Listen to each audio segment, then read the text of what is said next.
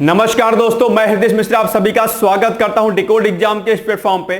कैसे हैं आप सभी लोग? आई होप आप सभी लोग अच्छे होंगे और अपनी पढ़ाई को बहुत ही बेहतर ढंग से कर रहे होंगे। देखिए, जैसा कि आप सभी लोगों को पता होगा कि जो अभी दरअसल थोड़ा सा ऊहापोह की स्थिति थी पीसीएस एग्जाम डेट को लेकर के और आरओ के एग्जाम डेट को लेकर के, इन पर थोड़ी सी स्थिति जो है स्पष्ट हो गई है। हालांकि आरओ पर अभी भी थोड़ा सा संशय बना हुआ है नॉर्मलाइजेशन को लेकर के, लेकिन पीसीएस में स्थिति पूरी तरीके से अब साफ हो चुकी है। और आज बेसिकली हम लोग यूपी पीसीएस के ऊपर, यानी कि जो आपका प्रीलिम्स जो अभी होने वाला है 22 दिसंबर को, उस पर हम लोग विशेष रूप से चर्चा करेंगे। और सबसे जो महत्वपूर्ण चीज है वो ये है कि अभी हमें जो हमारे पास जो बचा हुआ समय है, अर्थात जो शेष समय है, लगभग 35 डेज यानी कि 35 दिन का समय जो आपके पास बचा है, इस बचे समय में हमें अपनी रणनीति को किस प्रकार से जो है बनाना है। यानी कि अभी 4, 5, 6 दिन तो अभी आप लोग के मुझे लगता है पूरी तरीके से वेस्ट हो गए होंगे। और जो भी छात्र आंदोलन कर रहे थे उन सभी लोगों को बहुत सारी शुभकामनाएं कि उन्होंने बहुत ही अथक परिश्रम के साथ चीजों को किया और जो है आयोग को अपनी बात से जो है बैकफुट पे आना पड़ा और जो है बात जो है मानी गई परीक्षार्थियों की, और पीसीएस परीक्षा में से नॉमिनेशन को जो है न लेते हुए एक दिवसीय परीक्षा कराने का निर्णय लिया गया। तो आज बेसिकली हम लोग जो है डिस्कस करेंगे पीसीएस प्री 2024 की स्ट्रैटेजी पर। ध्यान रखिएगा कि ये स्ट्रैटेजी आपके लिए बहुत ही महत्वपूर्ण है, और न सिर्फ ये महत्वपूर्ण है बल्कि कहीं ना कहीं ये आपके एग्जामिनेशंस के लिए, प्रीलिम्स एग्जाम के लिए बहुत ही ज्यादा दरअसल आपके लिए कारगर सिद्ध होगी अगर आप इस पूरे वीडियो को ध्यानपूर्वक, पूरी तन्मयता के साथ, पूरी शिद्दत के साथ देखेंगे। बहुत ज्यादा खुद से ज्ञानी बनने की कोशिश करेंगे तो एक अलग बात हो गया, क्योंकि बहुत सारे छात्र ऐसे होंगे जो पिछले कई वर्षों से तैयारी कर रहे होंगे, उनको ऑलरेडी एक बड़ा एक्सपीरियंस होगा।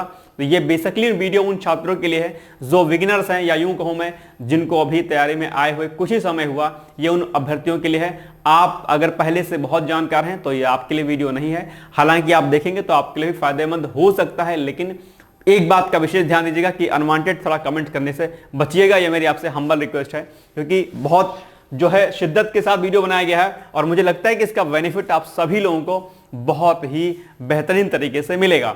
तो आइए हम लोग चर्चा करें पूरी स्ट्रैटेजी पर, लेकिन उसके पहले एक बहुत ही अच्छी सूचना आपके लिए, बहुत ही गुड न्यूज आपको देनी है कि दरअसल जो डिकोड एग्जाम है उसकी तरफ से यूपी पीसीएस 2025 के लिए फाउंडेशन कोर्स लॉन्च किया जा रहा है। यानी कि प्री कम मेंस, यानी कि मेंस के साथ में प्री की तैयारी और बहुत सारी चीजें दरअसल आपको यहां पर देखने को मिलेंगी।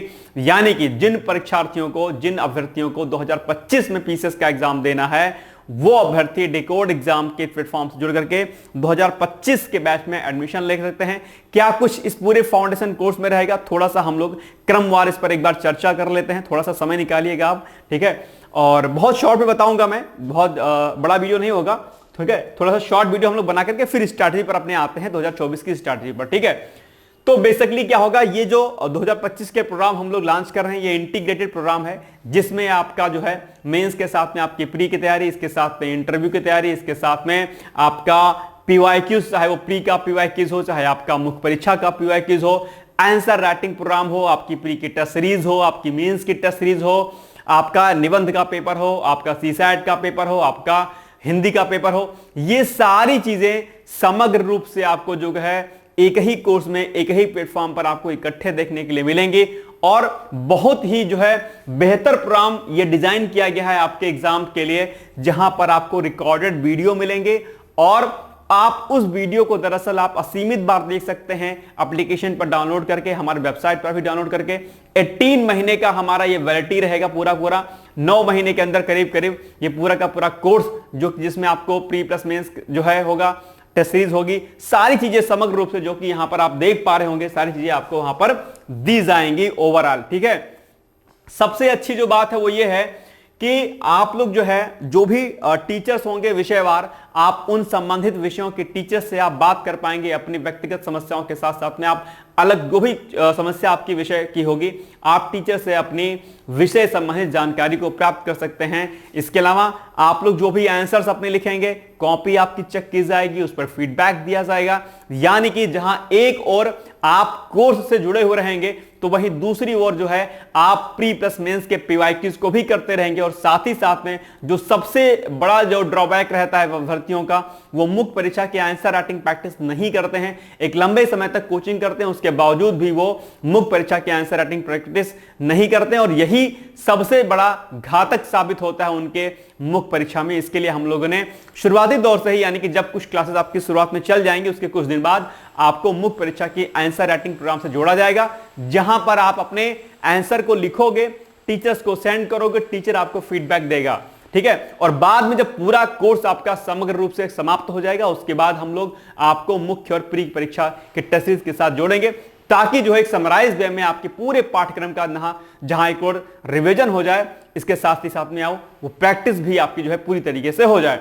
तो कुछ इस तरीके से हमने प्रोग्राम को डिजाइन किया है। यहां पर आप सभी लोग देख सकते हैं, personal interaction plus doubt session आपके लिए अलग से होगा, जहां पर आपका कोई भी डाउट होगा उसके लिए हमारी टीम होगी, टीचर्स होंगे, वो आपके सभी डाउट्स को क्या करेंगे, क्लियर करेंगे। यानी कि भले ही ये कोर्स हमारा ऑनलाइन है, लेकिन जो सुविधाएं, जो फीचर्स आपको मिलेंगे, दरअसल वो ऑफलाइन कोचिंग से ज्यादा आपको दिखाई देंगे। ये बात आप विशेष तौर पर ध्यान दीजिएगा, राइट।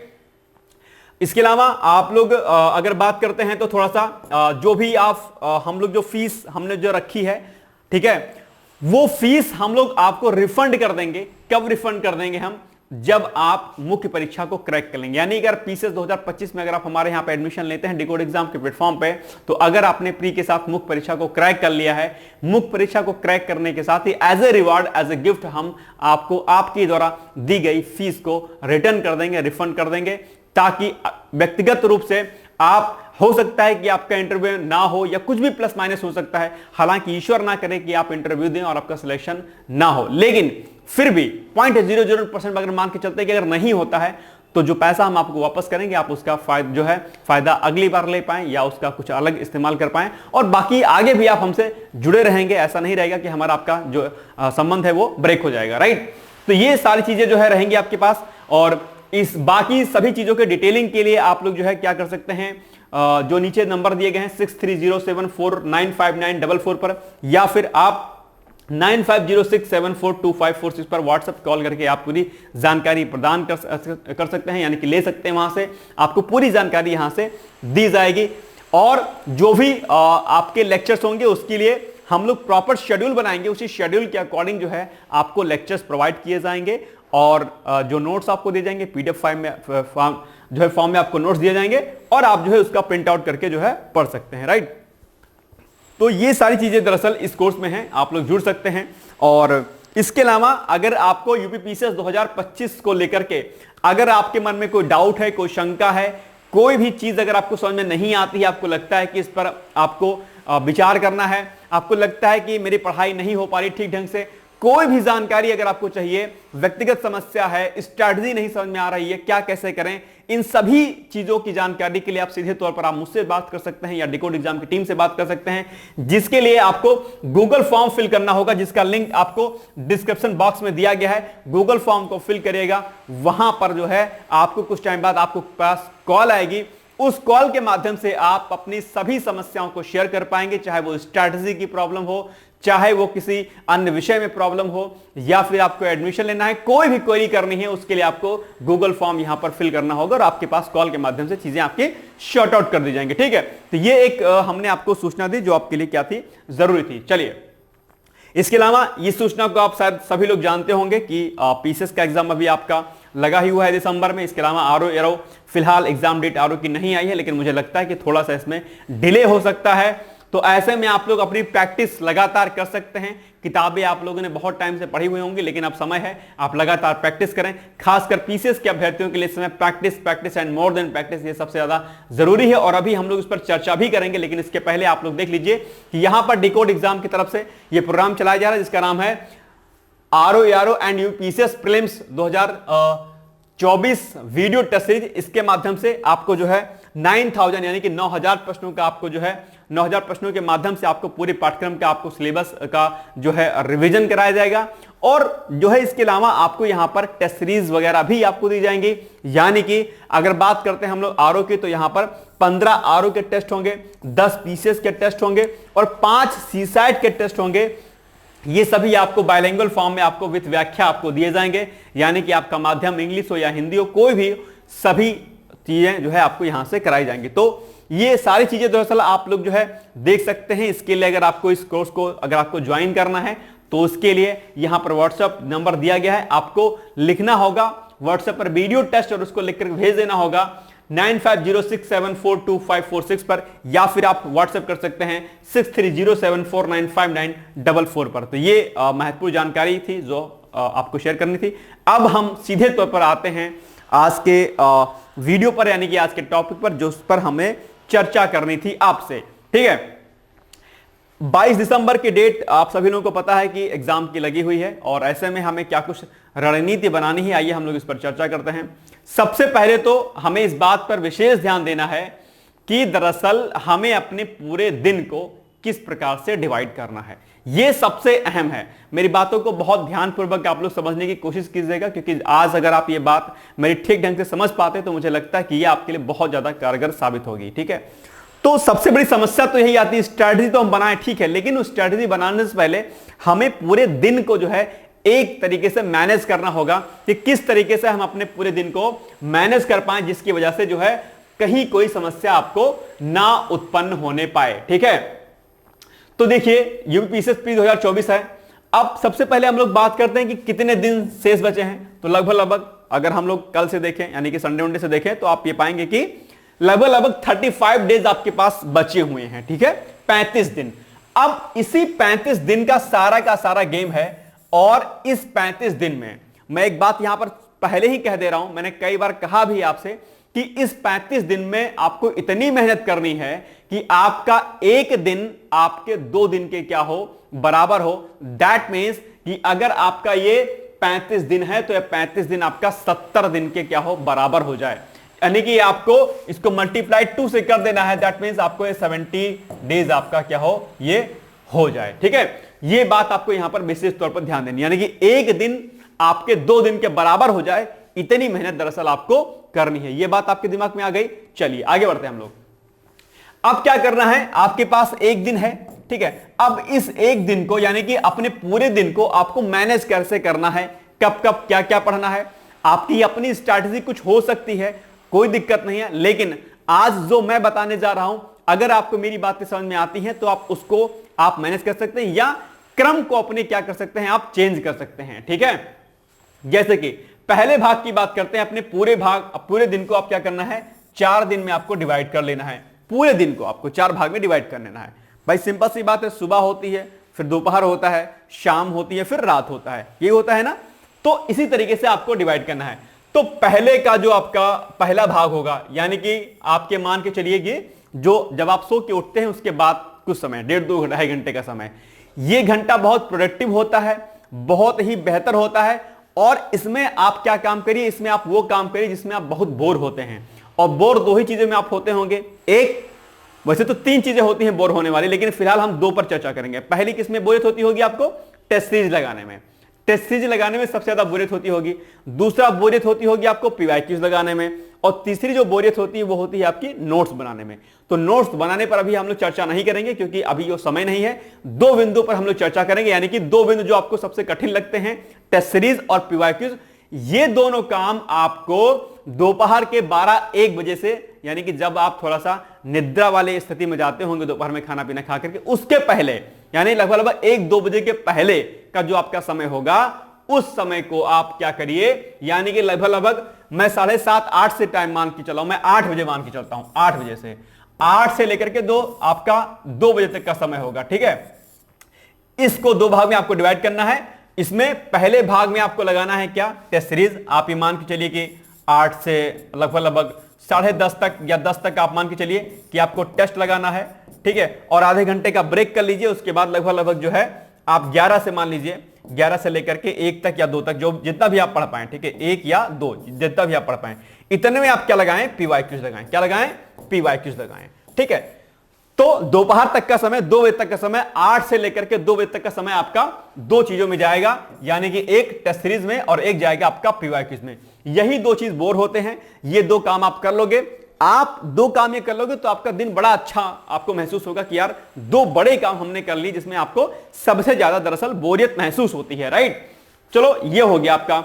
अब थोड़ा सा आप लोग खाइए पिए, रेस्ट करिए, 2 से 3 आप रेस्ट कर लीजिए, थोड़ा सा 3 साढ़े 3 भी हो सकता है, कोई दिक्कत नहीं, ज्यादा लोड लेने की आपको आवश्यकता विशेष नहीं है, ठीक है। मैं मान के चलता हूं कि आप 1 डेढ़ घंटे रेस्ट करेंगे, 3:30 अप्रॉक्स जो है आप उठिए, मतलब 3 बजे 3:15 बजे उठिए, फ्रेश होइए, चाय पानी पीजिए, जो भी कुछ खाना पीना है, और उसके बाद फिर आप उठा लीजिए घटना चक्र पूर्वावलोकन, जो कि आपके एग्जाम के लिए क्या है, सबसे महत्वपूर्ण है। ध्यान रखिएगा कि घटना चक्र को आपको बहुत ही बेहतर तरीके से पढ़ना है। घटना चक्र कैसे पढ़ें, इस पर हमने कई बार चर्चा की है आपसे, ठीक है। हालांकि आप लंबे समय से घटना चक्र पढ़ते आ रहे होंगे, तो इसमें मुझे कुछ खास बताने की आवश्यकता नहीं है, बस इतना मैं आपसे कह दे रहा हूं कि घटना चक्र में एमपी पीसीएस और छत्तीसगढ़ पीसीएस के क्वेश्चंस को आप चाहें तो ब्रेक कर सकते हैं यार, अर्थात उसको छोड़ सकते हैं। और जब भी घटना चक्र आप पढ़ें तो कई बार क्या होता है कि एक ही प्रश्न को बार बार जो है आपके उसमें दिया गया होता है, आप पेन लेके रखें, और अगर कोई क्वेश्चन रिपीट हो रहा है तो उस पर क्या करें, क्रॉस चिन्ह लगा दें कि भैया ये क्वेश्चन तो बार बार पूछा जा रहा है, यानी कि जब आप दोबारा रिवीजन करें तो वो प्रश्न आपको बार बार ना पढ़ना रहे, ठीक है, ताकि समय आपका क्या हो, कम जो है खर्च हो उसमें, यानी कि ज्यादा समय आपका वेस्ट ना हो, आपका टाइम बच जाए बार बार क्वेश्चन को पढ़ने से, रिपीटेड क्वेश्चन को। तो ये बात आपको, तो ये मान के मैं चलता हूं कि लगभग आप लोग जो है 7 बजे तक 3:30 3-4 घंटे बैठ के पढ़िए लगातार, ठीक है, लगातार मैं मान के चला हूं 7 बजे तक, 6:30 से 7 तक आप पढ़ते हैं, 6:30 से लेकर के 7 बजे तक, ठीक है। फिर 7 बजे तक आप कुछ खाइए पीजिए, जो भी खाना पीना है, चाय पानी पीजिए, बीच में 10-5 मिनट का ब्रेक लेते रहना है, ऐसा नहीं कि लगातार पढ़ना है, बीच बीच में आप 10-5 मिनट का ब्रेक ले सकते हैं, ठीक है। और जो आपका रात का जो समय होगा लगभग 7-8 बजे के बाद का, 8 से लेकर के 10, 11, 12 जितना भी आप पढ़ते होंगे, क्योंकि मैंने शेड्यूल मॉर्निंग का 8 बजे से किया है, यानी कि मैं मान के चलता हूं कि आप देर रात पढ़ेंगे और 7 बजे तक उठेंगे आप, ठीक है। तो मैं मान के चलता हूं कि जो आपका 8-9 बजे का बाद का जो टाइम होगा, 11-12 जितना भी आप पढ़ते होंगे अपने अकॉर्डिंग, ठीक है, वो जो आपका समय होगा उसमें आप जो है रेफरेंस बुक, यानी कि जो भी आपके पास मानक पुस्तकें होंगी आप उनको देख सकते हैं। यानी कि घटना चक्र पढ़ते समय हो सकता है किसी टॉपिक में आपको दिक्कत हो, उस टॉपिक को आप रात में रेफरेंस बुक से आप क्या कर सकते हैं, देख सकते हैं, उसकी डिटेलिंग जो है आप वहां पर देख सकते हैं। या फिर अगर आपको लगता है कि रेफरेंस बुक पढ़ने में टाइम आपका वेस्ट हो रहा है, तो सबसे बढ़िया जो आपके पास सॉल्यूशन है वो ये क्या है, वो है कि डिकोड एग्जाम की तरफ से पीसीएस का क्रैश कोर्स चलाया गया था, आपको पता होगा। वो पीसीएस जो है प्री का क्रैश कोर्स आपके प्लेलिस्ट में पड़ा हुआ है, आप जाइए, लगभग 145-153 अप्रॉक्स वीडियो पड़े हुए हैं उसमें, वो सारे वीडियो दरअसल आप क्या करिए, देख डालिए, यकीन मानिएगा जबरदस्त तरीके से आपको वहां पर क्या होगा, फायदा देखने को मिलेगा। तो ये आप चाहें तो चौथे वाले सेक्शन में, यानी कि जो रात में आप जो है डिकोड पीसीएस का जो है, डिकोड पर जो है पीसीएस का क्रैश कोर्स जो है वो आप यहां पर देख सकते हैं। बात समझ आ गई। तो ये पूरे दिन को हमने आपको यहां पर 4 पार्ट में आपको डिवाइड कर दिया है, आप इसी के अकॉर्डिंग कर सकते हैं। बाकी अगर हो सकता है आपको और लेट पढ़ने की हैबिट हो तो आप अपने समय को थोड़ा सा प्लस माइनस कर सकते हैं, अपने अकॉर्डिंग इसको एडजस्ट कर सकते हैं, राइट। ये हो गया दिन की रणनीति कि हमको दिन को कैसे एडजस्ट करना है। अब बात हम जो लोग करते हैं कि हमें किन किन विषयों पर फोकस करना पड़ेगा, तो आपको बता दूं कि इसके पहले हमने अभी जो है लगभग 3 सप्ताह पहले हमने आपको लगभग 1.5-2 महीने की स्ट्रेटजी हमने आपसे शेयर किया था, जिसमें हमने आपको यह बताया था कि किन किन विषयों पर आप जो है फोकस कर सकते हैं। और हमने तब आपको बताया था कि आप जो है, क्योंकि 150 प्रश्न आपके एग्जाम में आते हैं, कितने आते हैं, 150 प्रश्न आपके जो है आते हैं, ठीक है, 150 क्वेश्चन आपके आते हैं, जिसमें से हमने आपसे कहा था कि 100 क्वेश्चन का टारगेट आपको लेकर चलना है, 100 प्लस का टारगेट करके चलना है। कट ऑफ की अगर बात करें लगभग 90 तक कट ऑफ आपकी जाती है, ठीक है। तो इसके अकॉर्डिंग हमें चीजों को क्या करना है, मैनेज करते हुए चलना है। अब देखो मजेदार बात यह है कि अगर हमको इसको 90 क्वेश्चन तक की कट ऑफ से अगर हमारा हो जाता है सिलेक्शन और 100 प्लस का हमको टारगेट करके चलना है, तो मैंने आपसे कहा था कि कुछ विषयों को आपको क्या करना है, कोर विषय के रूप में रखना है। यानी कुछ विषय आपके पास ऐसे होने चाहिए कि जहां से आपके प्रश्न बिल्कुल भी गलत ना हो, यानी कि जहां पर आपको पूरी तरीके से पारंगत हो आप उन विषयों में। तो वो 4 विषय कोई 3 विषय 4 विषय कोई आप चयनित कर सकते हैं अपने अकॉर्डिंग। यहां पर हमने क्रमवार चर्चा की थी कि कहां से प्रश्न आते हैं ज्यादा और किस पर आप फोकस कर सकते हैं। तो मेरे अकॉर्डिंग तो यूपी स्पेशल तक ये जो इतना सेक्शन आप देख पा रहे होंगे, ये आप कोर सब्जेक्ट के रूप में रख सकते हैं। मेरे हिसाब से तो ये सब्जेक्ट बहुत अच्छे हैं। अगर मैं पीसेस की बात करता हूं तो लगभग 30 क्वेश्चन के अप्रॉक्स, कभी कभी प्लस भी हो जाते हैं, लगभग 30 क्वेश्चन के अप्रॉक्स आपके करंट अफेयर्स के क्वेश्चन पूछे जाते हैं। 25 से 30 आप मान सकते हैं, आपको लगता है कि ज्यादा है तो, लेकिन इतने पूछे जाते हैं। ये एक बड़ा सेक्शन है आपके पास, और इसमें जो है बच्चे क्या करते हैं, लास्ट में पढ़ाई करते हैं करंट अफेयर्स की। आई मैगजीन जो भी आती है मैगजीन ईयरली वाइज, आपको ये काम नहीं करना, आपको दैनिक रूप से करंट अफेयर्स पर फोकस करना है। ये बात आपको विशेष तौर पर ध्यान देनी है, राइट। और उसके लिए मॉर्निंग में मैं करंट अफेयर्स कराता हूं 7 मई से, यानी कि 7 मई से हमने करंट अफेयर्स कराना शुरू किया था। उसके बाद हम लोग महीने वाइज भी करते हैं, ठीक है। तो वो सारे वीडियो आप चाहें तो देख सकते हैं, हालांकि इतना समय आपके पास नहीं होगा। पीडीएफ ऑलरेडी टेलीग्राम ग्रुप पे अवेलेबल है डिकोड के, आप वहां से देख सकते हैं, ठीक है। इसके अलावा कोई भी ईयरली मैगजीन, और साथ ही साथ में डिकोड पर जो है आई दृष्टि मैगजीन भी कराई जा रही है शिवम सर के द्वारा, तो आप वो भी देख सकते हैं, ठीक है। तो करंट अफेयर्स पर आपको विशेष तौर पर ध्यान देना है। उसके अलावा पॉलिटी से लगभग अप्रॉक्स जो संभावित प्रश्न हमने हैं वो लिखे हैं। पॉलिटी से लगभग 20 प्रश्न आपके आते हैं, साइंस से 18 प्रश्न, एनवायरमेंट से आपके 15 प्रश्न, यूपी स्पेशल से आपके 12 प्रश्न, ज्योग्राफी से 20 प्रश्न, हिस्ट्री से आपके 25 प्रश्न, और इकोनॉमिक्स से आपके लगभग 10 प्रश्न आते हैं, जो कि स्टैटिक पोर्शन होता है आपका, राइट। तो इस हिसाब से अगर देखा जाए current affairs, polity, science, environment और यूपी स्पेशल, यहीं से इतने ही सेक्शन से लगभग आपके 95 क्वेश्चन जो है क्या होते हैं, यहां से हो जाते हैं। इतने सेक्शन से आपके 95 क्वेश्चन जो है आपके हो जाएंगे ओवरऑल। ध्यान रखिएगा, ये जो हिस्ट्री है ना, इस पर आपको विशेष फोकस नहीं करना है। मैं इसलिए कह रहा हूं कि हिस्ट्री का जो एरिया है बहुत ज्यादा है, और यूपी पीसीएस इतना जबरदस्त है कि वो इतिहास विषयों से कुछ ऐसे प्रश्न पूछता है कि आप कितना ही पढ़ के जाएं, इतिहास बैकग्राउंड होगा आपका ग्रेजुएशन में और पीजी में, उसके बाद भी आप जो है प्रश्नों को जो है नहीं कर पाओगे। ये पता नहीं क्या खास बात है आयोग की कि वो इतिहास विषयों के प्रश्न कहां से उठाता है, राम जाने, भगवान जाने, या जो भी जाने, ठीक है। हम तो नहीं समझ पाते कहां से पूछता है। तो हिस्ट्री पर आपको बहुत ज्यादा फोकस नहीं करना है। हिस्ट्री में आपको मॉडर्न हिस्ट्री पर फोकस ज्यादा करना है। अभी हम आगे चर्चा करेंगे कि किन किन बिंदुओं पर आपको जो है तैयारी वहां पर करनी है। तो आप चाहें तो इस विषय पर, स्टार्टिंग के इन विषयों पर आप फोकस ज्यादा कर सकते हैं।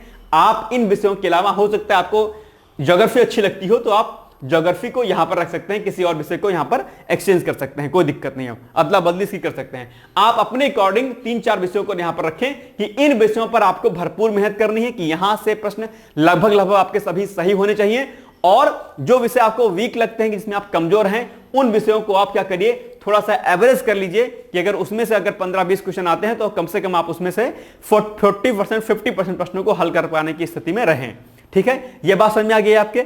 अब हम आते हैं चर्चा, थोड़ा सा सब्जेक्ट वाइज चर्चा करते हैं कि किन किन विषयों में आपको, किन किन बिंदुओं पर आपको विशेष तौर पर ध्यान देना है। सबसे महत्वपूर्ण आपके लिए आज क्या है, यही है जो कि आपको, मुझे लगता है कि देखना जरूर चाहिए आपको, ठीक है।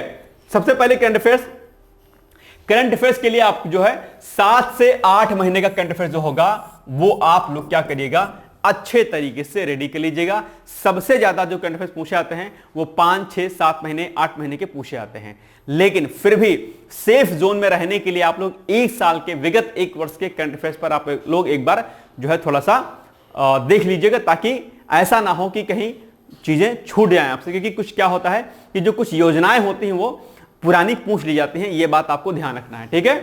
तो ये हो गया आप, यानी कि पिछले 7 से 8 महीने का करंट अफेयर्स आपको रेडी करना है। दिसंबर का जो पहला सप्ताह होगा, प्रथम सप्ताह, ठीक है, दिसंबर के प्रथम सप्ताह तक आप लोग जो है करंट जो है लगभग आप लोग क्या करिएगा, रेडी कर लीजिएगा, ठीक है। मतलब 7 दिसंबर तक आपका करंट रेडी होना चाहिए।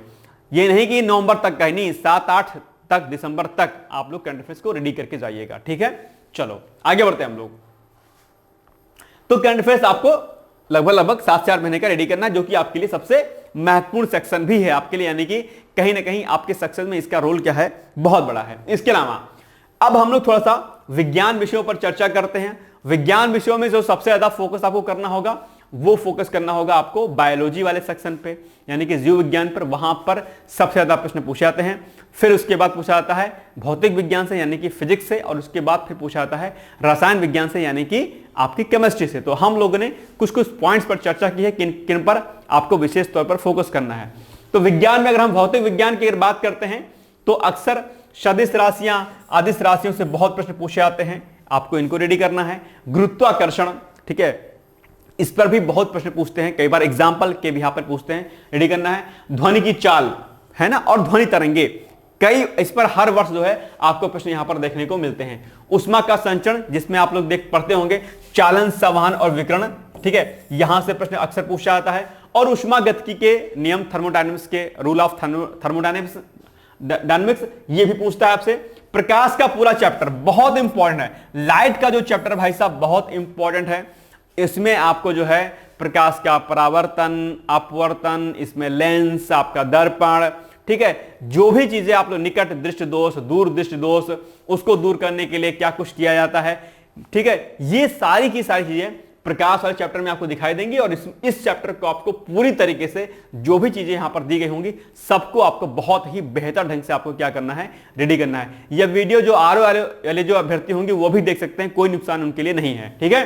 इसके अलावा पृष्ठ तनाव, सरफेस टेंशन, इस पर आधारित, उदाहरण आधारित जो प्रश्न होते हैं वो बहुत पूछे जाते हैं, इसलिए सरफेस टेंशन को आपको रेडी कर लेना है। इसके अलावा बर्नौली प्रमेय का अनुप्रयोग अक्सर पूछा जाता है आपके एग्जाम में, इसको रेडी करना है। केशिकत्व आप लोग जानते होंगे। प्रत्यावर्ती धारा और ट्रांसफार्मर और डायनेमो, ये अक्सर पूछा जाता है, इसको रेडी करना है। इलेक्ट्रॉन, प्रोटॉन, न्यूट्रॉन की खोज, ठीक है, और जो है किस वर्ष में इनकी खोज हुई और किन किन वैज्ञानिकों के द्वारा खोज की गई, ऐसा प्रश्न, एक प्रश्न जो है यहां से अक्सर पूछा जाता है, तो इसको भी आपको क्या करना है, रेडी कर लेना है, राइट। तो ये इतने चीजें, वैसे तो कई चीजें इंपॉर्टेंट हैं, लेकिन चूंकि समय आपके पास नहीं है, ऐसे में हमने आपको थोड़ा सा जो है आपके लिए अलग से हमने आपको यहां पर ये टॉपिक्स लिख दिए हैं, इनको आपको क्या करना है, जरूर जो है आपको रेडी करके हुए जाना है, राइट। ये फिजिक्स में आपको रेडी करना है। चलिए, इसके अलावा केमिस्ट्री की अगर हम बात करते हैं थोड़ा सा, तो नाभिकीय विखंडन क्या होता है, नाभिकीय संलयन अक्सर पूछा जाता है, और सभी लोग इसको जो है लगभग मुझे लग रहा है 6-7 क्लास से नाभिकीय विखंडन संलयन आप लोग पढ़ते चले आ रहे होंगे। अम्ल, क्षार एवं लवण, ठीक है, अक्सर आप लोग इसके बारे में जानते होंगे। ऊर्ध्वपातन और ऊर्ध्वपातज क्या होता है, यह प्रश्न भी अक्सर आपको एग्जाम में देखने को मिलता है, इसको रेडी कर लीजिएगा। समस्थानिक और संभारिक क्या होते हैं, बहुत कॉमन से डिफिनेशन है, आप सभी लोग जानते होंगे, इसको पढ़ लीजिएगा। कार्बनिक अम्ल एवं उनके उपयोग एवं उनके प्राकृतिक स्रोत, यह चैप्टर आपके लिए क्या है, मोस्ट इंपॉर्टेंट है। इस पूरे चैप्टर को आप लोग जो है क्या करिएगा, अच्छे तरीके से पढ़ लीजिएगा, जिसमें आप साइंस के लूसेंट ले लीजिएगा, विज्ञान की जो लूसेंट अलग से आती है वहीं से जो है ये सारी चीजें आपकी क्या हो जाएंगी, कवरअप हो जाएंगी। इसके अलावा प्लास्टिक एवं रबड़, ये वाला चैप्टर भी आपके लिए क्या है, इंपॉर्टेंट है। तो ये जो हमने 6 पॉइंट यहां पर लिखे हैं, इन 6 पॉइंट को आप लोग जरूर रेडी कर लीजिएगा केमिस्ट्री वाले सेक्शन में, जो कि आपके लिए बहुत ही महत्वपूर्ण है, राइट। समझ में आ रही सारी चीजें, आप लोग नोट डाउन करते जाइएगा प्लीज, ये आपके लिए बहुत ही महत्वपूर्ण है, राइट। चलिए, इसके अलावा अगर हम बात करते हैं थोड़ा सा बायोलॉजी की, यानी कि इसमें जीव विज्ञान आपका आएगा और क्या कहते हैं वनस्पति विज्ञान भी आएगा, हालांकि बॉटनी से इतने प्रश्न नहीं आते हैं, ठीक है, लेकिन फिर भी हमने 1-2 चैप्टर यहां पर मेंशन करवा दिए हैं, ठीक है। चलो, कोशिका संरचना, स्ट्रक्चर ऑफ सेल बहुत इंपॉर्टेंट है, ठीक है, जिसमें प्रोकैरियोटिक सेल आपकी आ जाएंगे, यूकैरियोटिक सेल आ जाएंगी आपकी, जिसमें आपका माइटोकॉन्ड्रिया, गोल्गी बॉडी, है ना, और बहुत सारी चीजें दरअसल इसमें आपकी इस पूरे चैप्टर में आती हैं, कोशिका विभाजन वाले में, कोशिका संरचना में, ठीक है, जिसमें सेल डिवीजन, सेल स्ट्रक्चर, ठीक है, ये सारी चीजें दरअसल इसमें आपको आएंगी। माइटोकॉन्ड्रिया की खोज, गोल्गी बॉडी की खोज किसने की थी, तो ये सारी चीजें आपको यहां पर देखने को मिलेंगी। इसको आपको क्या करना है, स्टार्टिंग का ये चैप्टर है बायो का और बहुत ही महत्वपूर्ण है, तो इसको आप लोग अच्छे तरीके से रेडी कर लीजिएगा, ठीक है। इसके अलावा पादप हार्मोन्स, ठीक है, जो प्लांट हार्मोन्स होते हैं वो अक्सर आपके एग्जाम में पूछे जाते हैं, तो पादप हार्मोन को आप लोग पढ़ लीजिएगा, ठीक है। और इसमें नाइट्रोजन साइकिल अगर आप लोग एक बार पढ़ पाए, नाइट्रोजन और ऑक्सीजन साइकिल, तो उसको भी पढ़ लीजिएगा, ठीक है। चलिए, इसके अलावा फिर आपके पास बायो में एक पाचन तंत्र का जो चैप्टर होगा, ठीक है, डाइजेस्टिव सिस्टम, इसको आप लोग को रेडी कर लेना है, और इसके अंतर्गत आपका पैनक्रियाज हुआ, इंटेस्टाइन हुआ, आपका किडनी हुआ, ठीक है, और अलग अलग जो है जो ग्रंथियां जो हैं, जो ग्लैंड्स हैं, उनसे कौन कौन से अम्ल का श्रावण होता है, और क्या कुछ जो फंक्शन होते हैं उसके क्या होते हैं, बड़ी ग्रंथि, छोटी ग्रंथि, ठीक है, ये सारी चीजें दरअसल आपको इस पाचन तंत्र वाले में से पढ़ना है। यानी कि कहने का मतलब यह है कि ये चैप्टर आपके लिए क्या है, बहुत ही इंपॉर्टेंट है। आमाशय, अग्न्याशय, किडनी, फेफड़ा, लंग्स, जो भी चीजें आप देखते होंगे, सुनते होंगे, ये सभी चीजें दरअसल इसमें आपको पाचन तंत्र में आपको अच्छे तरीके से पढ़नी है, ठीक है। फिर आपको पढ़ना है प्रजनन तंत्र के बारे में, ठीक है, रिप्रोडक्टिव सिस्टम, ये भी आपके लिए बहुत ही इंपॉर्टेंट है। इसमें इस पूरे चैप्टर में आपको चीजें जो भी दी होंगी अच्छे से रेडी कर लेना। इसके अलावा फिर विटामिन का चैप्टर, मैंने कई बार करंट पढ़ाते समय भी मैंने आपको सारी बातें सब बताई हैं। विटामिन में विटामिन के नाम क्या होते हैं, कौन कौन सा विटामिन कहां कहां पर पाया जाता है, कौन से विटामिन से कौन सा रोग दूर होता है, ये सारी चीजें, कौन से विटामिन कमी से कौन सा रोग होता है, ये सारी चीजें दरअसल विटामिन वाला चैप्टर आपके लिए इंपॉर्टेंट है। इसके अलावा डिजीज, चाहे वो बैक्टीरियल डिजीज हो, चाहे वो वायरल डिजीज हो, चाहे वो एयरबॉर्न डिजीज हो, ठीक है, कोई भी डिजीज हो वो आपके एग्जाम के लिए क्या होती है, बहुत ही महत्वपूर्ण होती है। उन सभी प्रकार की बीमारियों के बारे में और उनके जो भी बैक्टीरिया या जो भी वायरस होंगे उनके नाम भी दरअसल आपको पता होने चाहिए। तो डिजीज का जो चैप्टर था, जो बीमारियों वाला जो चैप्टर है, वो भी आपके बायो में क्या है, बहुत ही महत्वपूर्ण है, इसको आपको रेडी करना है। इसके अलावा हार्मोन्स, ठीक है, चाहे कोई भी हार्मोन्स हो, चाहे मेल हार्मोन्स हो, फीमेल हार्मोन्स हो, ठीक है, हार्मोन्स से रिलेटेड क्वेश्चन आपको अक्सर देखने को मिलते हैं, इसको आपको रेडी कर लेना है। इसके अलावा डार्विनवाद और लैमार्कवाद पर प्रश्न अक्सर देखने को मिलता है, इसको आपको रेडी कर लेना है। और एक चैप्टर यहां पर छूट गया था, पॉइंट नंबर 9 कर लीजिएगा, जो ब्लड का चैप्टर होता है, किसका, ब्लड वाला, ठीक है। ब्लड में आपका आरबीसी हो गया, ठीक है, आरबीसी हो गया, आपका डब्ल्यूबीसी हो गया, ठीक है, और आपका अन्य कोई चीज जो भी होती है ब्लड वाले चैप्टर में, वो आरएस फैक्टर हो गया, है ना। आरएस फैक्टर अक्सर आपके एग्जाम पूछा जाता है, क्या, आरएस फैक्टर, ठीक है। तो आरएस फैक्टर ये भी आपको रेडी कर लेना है। और इसमें जो है अन्य जो भी चीजें होंगी वो आपको सब कुछ क्या करना है, रेडी करना है। यानी कि ब्लड का चैप्टर आपके एग्जाम के लिए क्या है, बहुत ही महत्वपूर्ण है। तो पॉइंट नंबर 9, ये सारी चीजें दरअसल आपको क्या करनी है, बायो वाले सेक्शन में से आपको क्या करनी है, रेडी कर लेनी है। भाई साहब बहुत जरूरी चीजें हैं, इनको आप क्या कर सकते हैं, नोट डाउन कर सकते हैं, राइट। चलिए, मेरी बातें क्या आपके समझ में आ रही हैं? ये जो मैं बातें कह रहा हूं आप इस एक महीने में आप आसानी से कर सकते हैं, बहुत टाइम आपको नहीं लगने वाला है। मुश्किल से 2 दिन के अंदर ये सारा का सारा चैप्टर आपका वाइंड अप हो जाएगा, मुश्किल से 2 दिन के अंदर, ठीक है। तो आप लोग विषयवार रणनीति अपनी अलग अलग बना सकते हैं, या जैसा भी आप चाहें डेली वाइज भी बना सकते हैं, राइट। चलिए, दूसरी बात, पॉलिटी एक इंपॉर्टेंट आपके पास सोर्स है जिसमें आपको चीजें काफी आसानी से और जल्दी समझ में आती हैं, और इस पर नंबर भी अच्छे खासे मिल जाते हैं अगर आप थोड़ा सा अच्छे तरीके से फोकस कर लेंगे तो, ठीक है। संविधान के स्रोत, अक्सर यहां से प्रश्न पूछे जाते हैं कि कौन कौन सा स्रोत है, ठीक है, और भारतीय संविधान में कहां कहां से कौन किस किन देशों से कौन कौन सी चीजें आपके संविधान में ली गई हैं, वो सारे प्रश्न जो है दरअसल आपको देखने को मिलते हैं। तो आप लोग यहां से देख लीजिएगा कि भाई फंडामेंटल राइट्स कहां से आया है, फंडामेंटल ड्यूटी कहां से आया है, नीति निषेध तत्व कहां से आया है, ये सभी चीजें आपको यहां पर देखने को मिलती हैं। फिर जो इंपॉर्टेंट चैप्टर है, स्टार्टिंग के ये 4 चैप्टर आपके लिए बहुत इंपॉर्टेंट है और बहुत सारे प्रश्न आपको यहां से देखने को मिलते हैं। ये 4 चैप्टर आपके लिए, संविधान का स्रोत, फंडामेंटल राइट, फंडामेंटल ड्यूटी और डीपीएसपी यानी कि नीति निषेध तत्व, ये 4 चैप्टर आपको बहुत ही बेहतर ढंग से भाई साहब रेडी कर लेना है। ये बात आप लोग जो है पूरी शिद्दत के साथ समझ जाइएगा, राइट। इसके अलावा राष्ट्रपति बहुत इंपॉर्टेंट है, राष्ट्रपति हो गया, महान्यायवादी, महाधिवक्ता, कैग, संसद का पूरा चैप्टर और महत्वपूर्ण समितियां। संसद वाले चैप्टर को अच्छे से पढ़ लीजिएगा, जिसमें आपकी लोक लेखा समिति हो गई, तदर्थ समिति हो, और अलग अलग जो लोक लेखा समिति हो गई, तदर्थ समितियां हो गई, ठीक है। जो अलग अलग महत्वपूर्ण कमेटी जिसमें आप देखने को मिलती, प्राक्कलन समिति हो गई, ये सभी की सभी समितियां आपके लिए इंपॉर्टेंट होती हैं और इनको आपको क्या करना है, रेडी कर लेना है। इसके अलावा राज्यपाल, गवर्नर अक्सर चर्चाओं में रहते हैं और प्रश्न यहां से अक्सर बनते हैं, इसको रेडी करना है आपको। फिर सर्वोच्च न्यायालय यानी कि सुप्रीम कोर्ट और हाई कोर्ट, यहां से भी आपको अच्छे खासे प्रश्न देखने को मिलते हैं, ठीक है। फिर आपका फाइनेंस कमीशन, वित्त आयोग हो गया, लोकपाल हो गया, और महत्वपूर्ण जो संविधान संशोधन हुए हैं उन पर भी आपको नजर अपनी रखनी है। इसके अलावा आपातकाल 352, 356, 358, 360, ये 4 के चारों याद करने हैं। इसके बाद अनुसूचित जाति एवं जनजाति आयोग, आप ये भी जानते होंगे। स्थानीय स्वशासन बहुत इंपॉर्टेंट है आपके लिए, क्या मोस्ट इंपॉर्टेंट चैप्टर है, इसको आप लोग को अच्छे तरीके से रेडी कर लीजिएगा।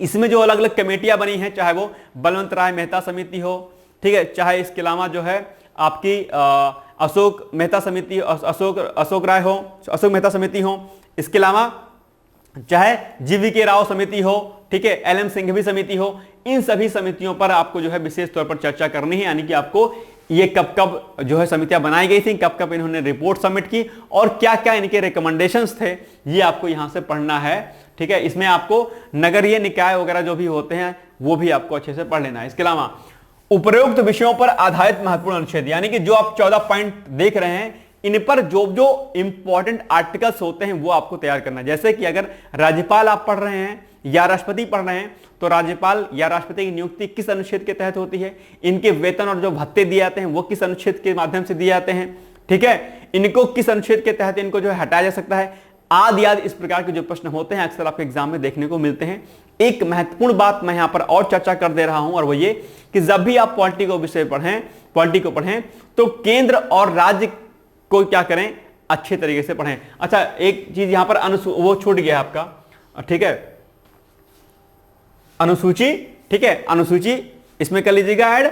और इसके अलावा जो और भी कुछ चीजें आपको लगती हैं कि जैसे समवर्ती सूची में कौन कौन से विषय आते हैं, इसके अलावा राज्य सूची में कौन कौन से विषय आते हैं, ये जो विषय हैं आपके, ये भी आपको इसमें क्या है ऐड कर लेना है, ठीक है।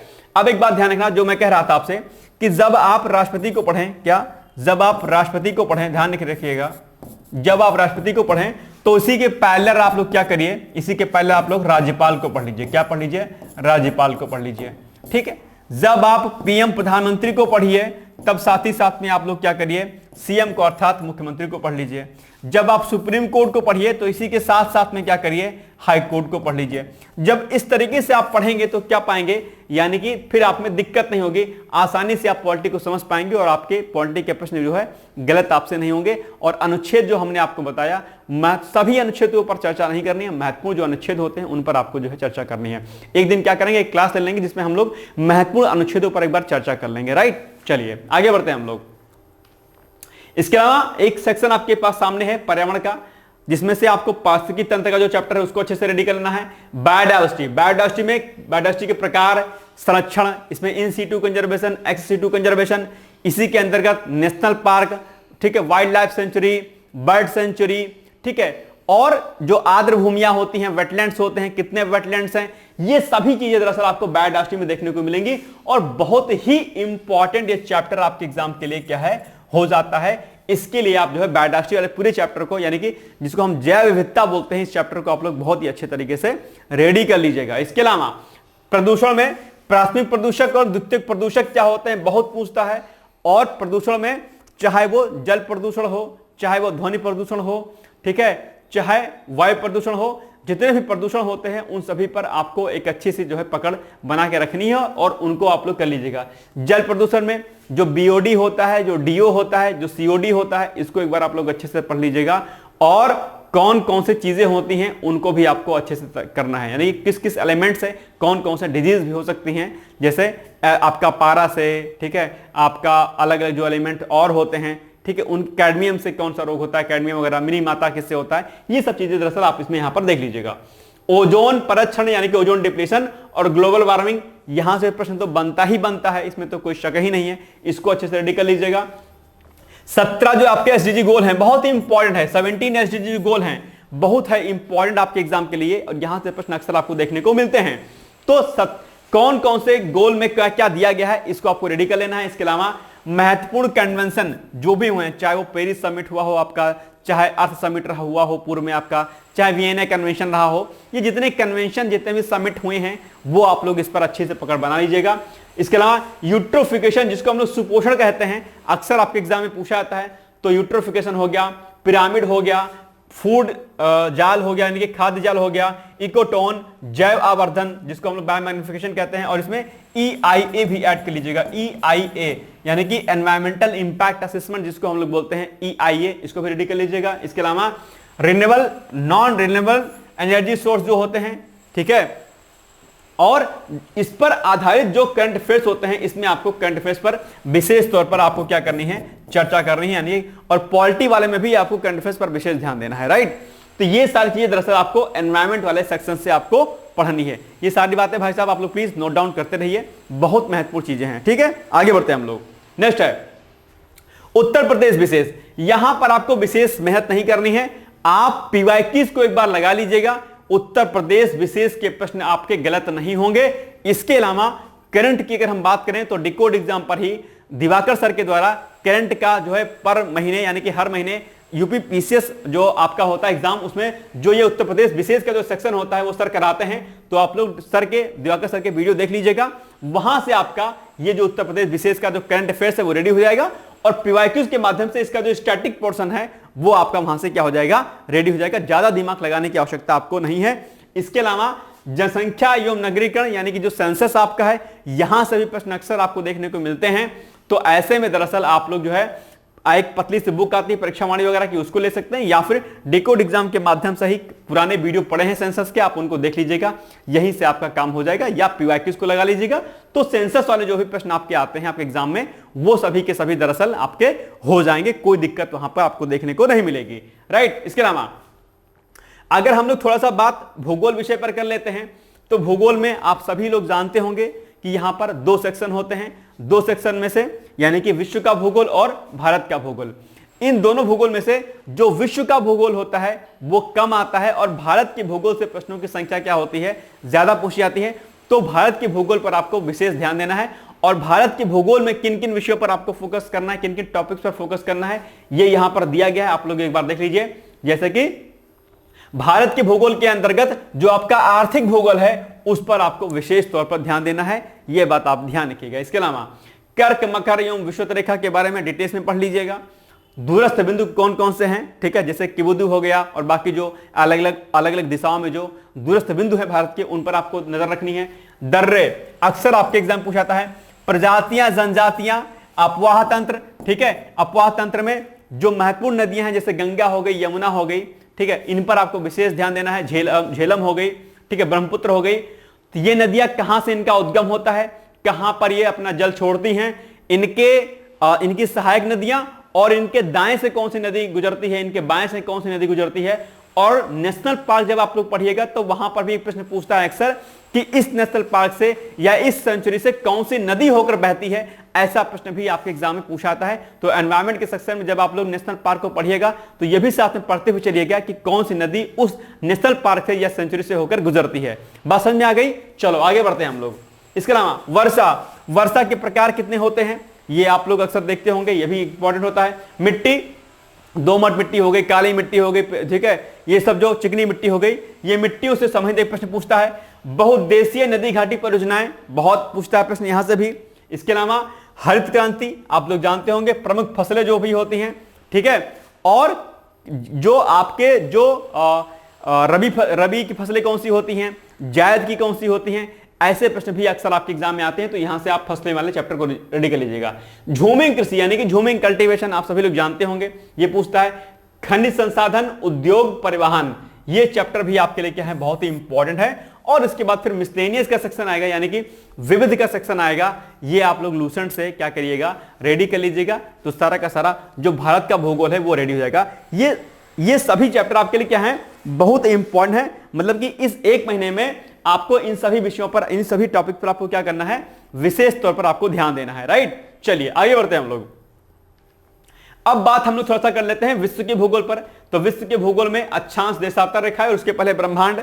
ब्रह्मांड में आप लोग आकाश गंगा और जो भी बिग बैंग थ्योरी थी, शुक्र के बारे में, शनि के बारे में, छोटा तारा, बड़ा तारा, मझा तारा, ठीक है, ये सब जो तारे के बारे में पढ़ते होंगे वो पढ़ लीजिएगा। अक्षांश, देशांतर हो गया। ज्वालामुखी, भूकंप और सुनामी, बहुत प्रश्न पूछता है यहां से, इसको आपको अच्छे से रेडी करना है। घास के मैदान, महासागरीय धाराएं, ज्वार भाटा, झीलें एवं जलप्रपात, प्रवाल भित्ति यानी कि कोरल रीफ आपका, ठीक है, वायुमंडल, इसका स्ट्रक्चर, और सूर्यातप एवं तापमान, चक्रवात, बहुत बार पूछता है चक्रवात, ठीक है, वायुदाब, बादल, स्थानीय पवन, मृदा, प्रजाति एवं जनजाति, आर्थिक भूगोल के अंतर्गत खनिज एवं उद्योग, और फिर उसके बाद विविध। ये आप जो है विश्व के भूगोल में 18 पॉइंट्स आप रेडी कर लीजिएगा।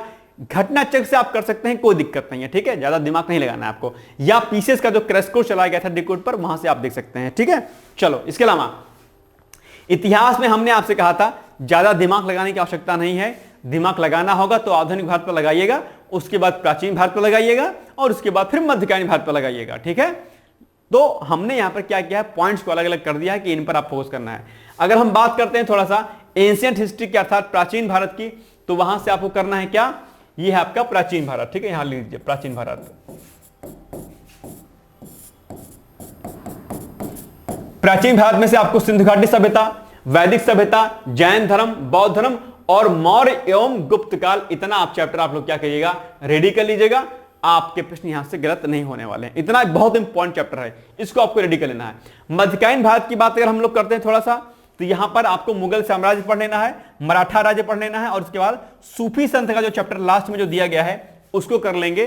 तो आपका जो है यहां से लगभग लगभग क्वेश्चन आपके बन जाएंगे। ठीक है, ज्यादा दिमाग आपको यहां पर लगाने की विशेष आवश्यकता नहीं है।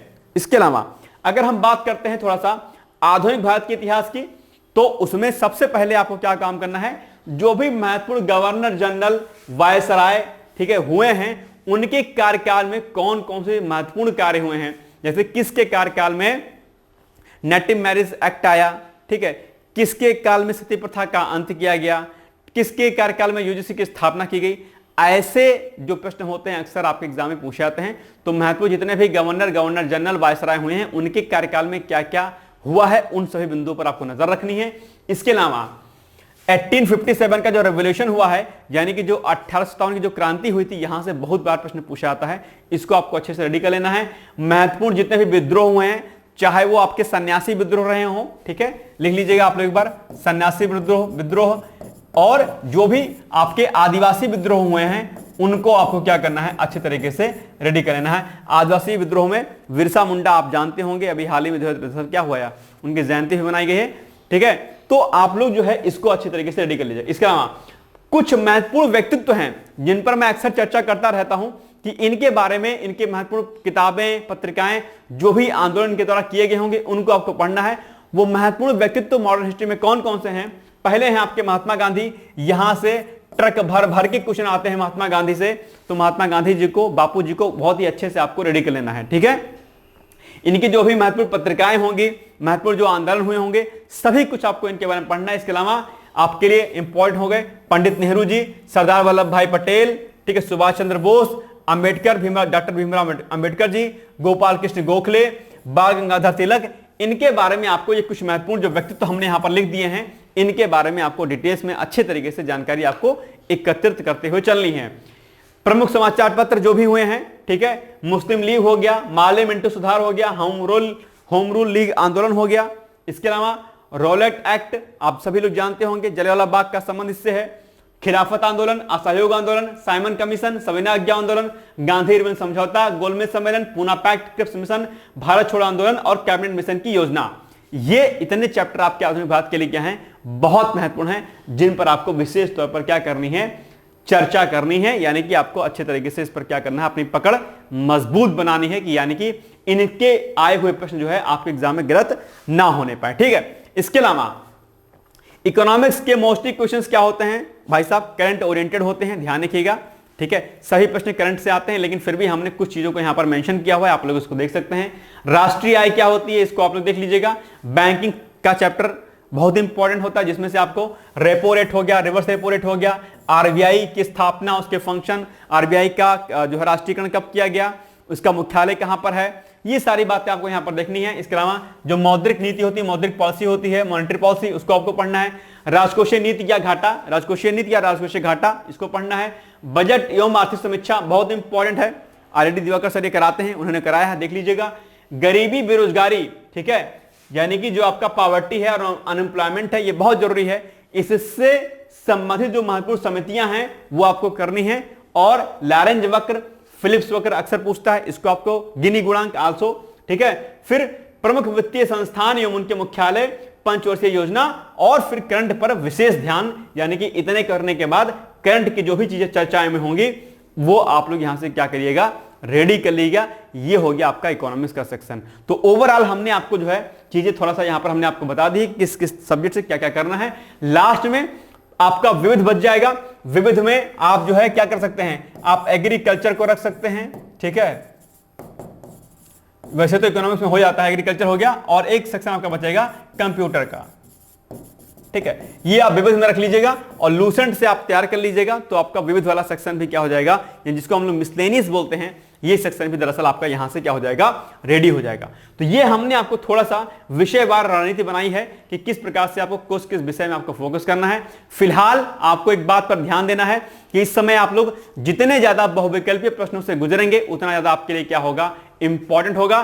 तो मैंने पहले क्या बताया कि अपने पूरे दिन को आपको क्या काम करना है, 4 दिन में आपको क्या करना है, 4 पार्ट में आपको क्या करना है, डिवाइड कर लेना है, और उसी के अकॉर्डिंग आपको जो है मेहनत करनी है, जैसा कि हमने आपको यहां पर अभी बताया हुआ है। ये देखिए आप लोग, ठीक है। इस पूरे पहले भाग में आपको टेस्ट सीरीज लगानी है, पीवाई क्विज, फिर अंत में जो 2 भाग आपका बचेगा उसमें घटना चक्र और रेफरेंस बुक के साथ में आप जो है डिकोड पीसेस का जो क्रैश कोर्स हुआ था आप उसको देख सकते हैं। रेफरेंस बुक अगर आप नहीं पढ़ पाते हैं तो इसको आप लोग जो क्या करिएगा, जरूर कर लीजिएगा, बहुत ही आपके लिए इंपॉर्टेंट है। ठीक है, ये हमने कुछ विषयवार आपको रणनीति बनाई है। ये आपके सामने क्वेश्चन की फ्रेमिंग है, जो एक्सपेक्टेड क्वेश्चंस होते हैं इसी के अकॉर्डिंग आपको क्या करनी है, मेहनत करनी है। इसी के आधार पर जो है आप अपने विषयों को चयनित कर सकते हैं, उस पर फोकस आप जो है कर सकते हैं। ठीक है, तो ये हमने कुछ आपसे रणनीति पर चर्चा की है। मुझे लगता है कि चीजें कुछ आपके दिमाग में गई होंगी और सब कुछ छोड़ दीजिए भाई साहब, पूरी शक्ति पूरी शिद्दत के साथ आप लोग अपनी तैयारी पर लग जाइए। समय आपके पास बिल्कुल भी नहीं बचा हुआ है, बहुत ही कम समय आपके पास बचा हुआ है। आप चाह लेंगी तो ये 1 महीना जो आपके पास बचा हुआ है, इस 1 महीने को आप बहुत ही बेहतर ढंग से अगर आप करेंगे तो यकीन मानिएगा कि ये आपकी लास्ट जो 1 महीने की जो आपकी जो रणनीति है जो आप बनाएंगे, ये आपको सफलता में कन्वर्ट कर देगी। ध्यान रखिएगा, अंतिम जो 1 महीने 1.5 महीने 100 महीने का जो समय होता है, यही जो है गेम चेंजर होता है और इसी को आपको यूटिलाइज करना है।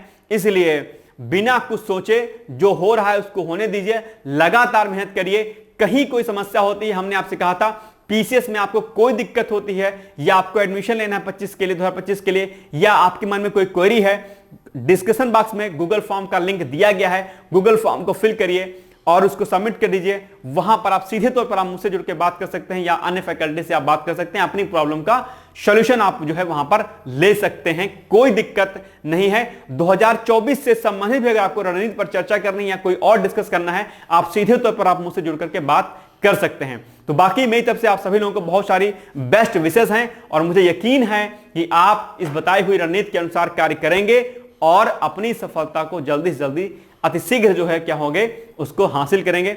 मेरी तरफ से पूरे डिकोड परिवार की तरफ से आप सभी लोगों को आपके लिए अग्रिम शुभकामनाएं कि आपका ना सिर्फ प्रीलिम्स निकले बल्कि आप मुख्य परीक्षा को क्रैश करते हुए इंटरव्यू को क्रैक करिए और आपकी जो मन चाहे जो पसंदीदा जो पोस्ट है आपकी एसडीएम डिप्टी एसपी जो भी है वो आपको हासिल हो। बहुत सारी शुभकामनाएं हैं। इन्हीं के साथ आप सभी लोगों को एक बार दोबारा से ऑल द बेस्ट है। Thank you so much. Bye bye, take care.